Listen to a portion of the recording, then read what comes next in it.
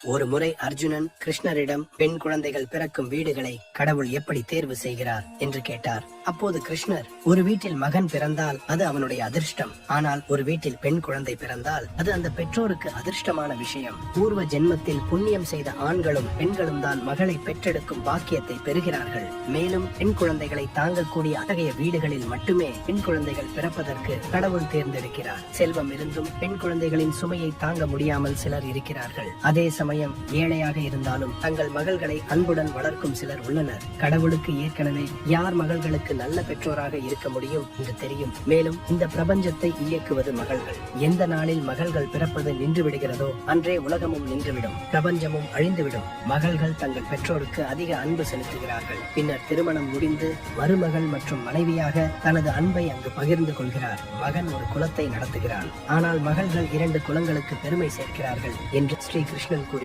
ஒரு முறை அர்ஜுனன் கிருஷ்ணரிடம் பெண் குழந்தைகள் பிறக்கும் வீடுகளை கடவுள் எப்படி தேர்வு செய்கிறார் என்று கேட்டார். அப்போது கிருஷ்ணர், ஒரு வீட்டில் மகன் பிறந்தால் அது அவனுடைய அதிர்ஷ்டம், ஆனால் ஒரு வீட்டில் பெண் குழந்தை பிறந்தால் அது அந்த பெற்றோருக்கு அதிர்ஷ்டமான விஷயம். பூர்வ ஜென்மத்தில் புண்ணியம் செய்த ஆண்களும் பெண்களும் தான் மகளை பெற்றெடுக்கும் பாக்கியத்தை பெறுகிறார்கள். மேலும் பெண் குழந்தைகளை தாங்கக்கூடிய அத்தகைய வீடுகளில் மட்டுமே பெண் குழந்தைகள் பிறப்பதற்கு கடவுள் தேர்ந்தெடுக்கிறார். செல்வம் இருந்தும் பெண் குழந்தைகளின் சுமையை தாங்க முடியாமல் சிலர் இருக்கிறார்கள். அதே சமயம் ஏழையாக இருந்தாலும் தங்கள் மகள்களை அன்புடன் வளர்க்கும் சிலர் உள்ளனர். கடவுளுக்கு ஏற்கனவே யார் மகள்களுக்கு நல்ல பெற்றோராக இருக்க முடியும் என்று தெரியும். மேலும் இந்த பிரபஞ்சத்தை இயக்குவது மகள்கள். எந்த நாளில் மகள்கள் பிறப்பது நின்று விடுகிறதோ அன்றே உலகமும் நின்றுவிடும், பிரபஞ்சமும் அழிந்துவிடும். மகள்கள் தங்கள் பெற்றோருக்கு அதிக அன்பு செலுத்துகிறார்கள். பின்னர் திருமணம் முடிந்து மருமகள் மற்றும் மனைவியாக தனது அன்பை அங்கு பகிர்ந்து கொள்கிறார். மகன் ஒரு குலத்தை நடத்துகிறான், ஆனால் மகள்கள் 2 குலங்களுக்கு பெருமை சேர்க்கிறார்கள் என்று ஸ்ரீ கிருஷ்ணன் கூறி.